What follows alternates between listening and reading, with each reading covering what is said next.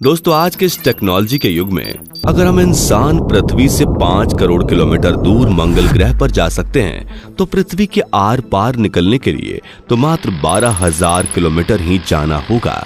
इसके लिए पृथ्वी का सबसे गहरा खड्डा वैज्ञानिकों द्वारा खोदा गया है, जिसका नाम है कोला सुपर डीप होल।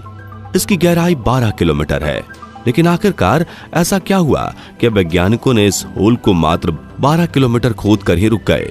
और आपके मन में कभी ना कभी ये सवाल भी आया होगा कि हम जहां पर रहते हैं, यानी कि हमारे पृथ्वी कितनी गहरी है, इसकी गहराई में क्या क्या छिपा है और हमारे वैज्ञानिक इसके अंदर की जानकारी कैसे हासिल कर सकते हैं। तो दोस्तों, इन्हीं सवालों के जवाब आपको इस वीडियो में मिलेंगे। तो बिना किसी देरी करते हुए चलिए वीडियो शुरू करते हैं। दोस्तों, हमारी पृथ्वी की उत्पत्ति लगभग 4.5 बिलियन साल पहले हुई थी और यह पूरी 71% पानी से ढकी हुई है। अंतरिक्ष से देखने पर यह पूरी गोल दिखती है, लेकिन यह वास्तव में अंडाकार है। खैर, हम पृथ्वी के आकार की बात नहीं कर रहे, हमें जानना है पृथ्वी के अंदर क्या है। हमारी पृथ्वी का अंदर का भाग पूरे 4 लेयर्स से बना हुआ है: crust layer, metal layer, outer core और इनर कोर।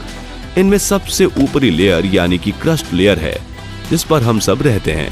आपको धरती के अंदर जो भी गड्ढे जैसे कुएं, बड़ी बड़ी खदानें दिखाई दे रही हैं, वह सभी इसी लेयर के ऊपरी हिस्से में ही मौजूद है। और तो और पृथ्वी का सबसे गहरा खड्डा भी इसी लेयर में मौजूद है, जिसका नाम है कोला सुपर डीप होल।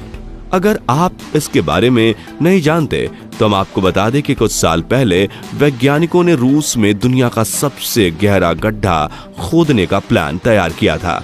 रूस में खोदे गए इस गड्ढे की गहराई 12 किलोमीटर है और यह गड्ढा पृथ्वी के ऊपरी भाग में यानी क्रस्ट लेयर में ही समाप्त हो जाता है। और इस पर वैज्ञानिकों ने पूरे 20 साल तक काम किया था, यानी कि पृथ्वी को सिर्फ 12 किलोमीटर तक ही खोदा गया है।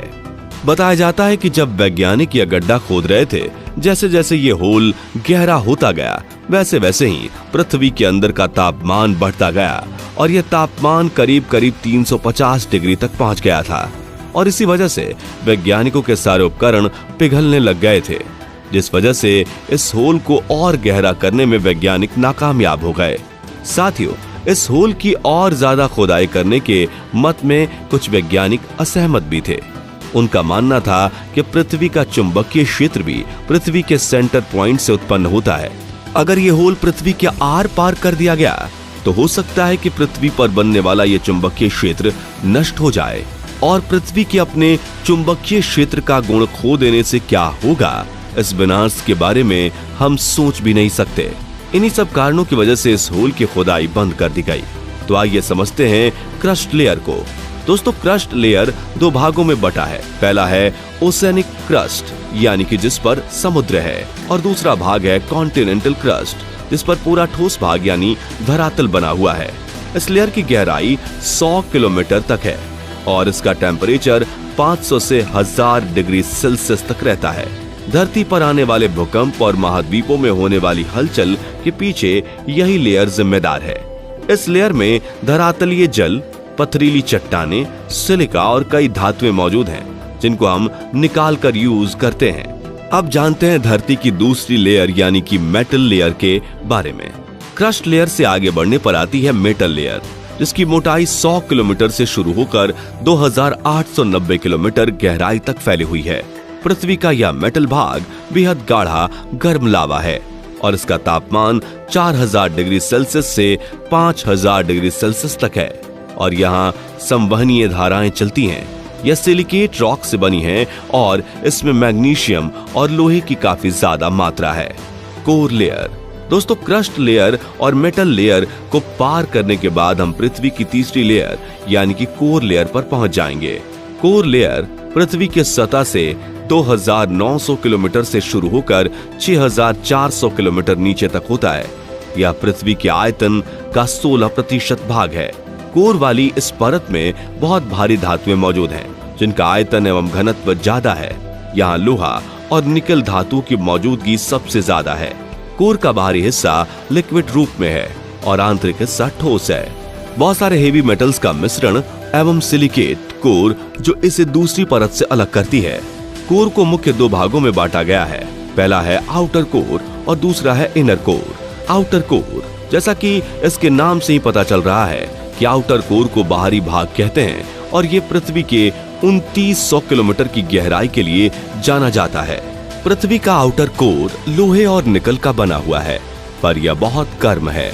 यह इतना गर्म है कि इसका तापमान 4400 डिग्री सेल्सियस से 5000 डिग्री सेल्सियस से भी ज्यादा है। यहाँ इतनी गर्मी होती है कि लोहा और निकल जैसी धातु भी पिघल जाती है। पृथ्वी की मैग्नेटिक फील्ड के लिए आउटर कोर ही जिम्मेदार होता है, जिससे हम कंपास की मदद से डायरेक्शन का पता लगा सकते हैं। यही मैग्नेटिक फील्ड सूरज से आने वाली सोलर वेव से हमारी रक्षा भी करता है। इनर कोर, आउटर लेयर के नीचे धरती की इनर कोर मौजूद है, जिसका तापमान 6000 डिग्री सेल्सियस है, यानी कि यह सूर्य के तापमान जितना गर्म होता है। अगर आपको पता ना हो तो सूर्य का तापमान लगभग 6500 डिग्री सेल्सियस है। अब आप सोच सकते हैं कि यह कितना गर्म हो सकता है, और हैरानी की बात यह है कि यहाँ इतना तापमान होने के बावजूद भी यह भाग सॉलिड फॉर्म में होती है। दरअसल इसके ऊपर इतनी सारी लेयर्स का प्रेशर होता है, जिसकी वजह से ये सॉलिड फॉर्म में होती है और इसे पृथ्वी का केंद्र कहा जाता है, यानी सेंटर। इसे हम इस प्रकार से भी समझ सकते हैं कि अगर हमें इस गोलाकार पृथ्वी के सेंटर पॉइंट पर जाना हो तो हमें 6400 किलोमीटर गहरा गड्ढा खोदना होगा। चलिए दोस्तों, अब हम जानते हैं ये सब रिसर्च कैसे मुमकिन होती है। आपको भी लगता होगा कि अगर इंसान 6400 किलोमीटर गहराई तक जा नहीं सकता तो यह सब रिसर्च कहां से हो सकती है? वैज्ञानिक कैसे इन डेटा को कलेक्ट करते हैं और इनको कैसे पता चलता है कि पृथ्वी के अंदर गहराई में क्या है? साथियों, पृथ्वी की आंतरिक परतों पर उपलब्ध जानकारी भूकंपीय प्रसार के अध्ययन से प्राप्त की जाती है, जो निचली परतों में होती है और पृथ्वी की सतह पर कैप्चर की जाती है। एक उपकरण जिसे सिस्मोग्राफ कहा जाता है, ये वही उपकरण है जो भूकंप की तीव्रता को मापता है। इसके अलावा ज्वालामुखियों से निकला लावा भी इस तरह के अध्ययन में काफी हेल्प करते हैं। तो फ्रेंड्स, आज की इस वीडियो में बस इतना ही। अगर आपको यह वीडियो पसंद आया हो तो इसे लाइक और शेयर करें। ऐसे इंपॉर्टेंट नॉलेज वाले वीडियोस के लिए इस चैनल को सब्सक्राइब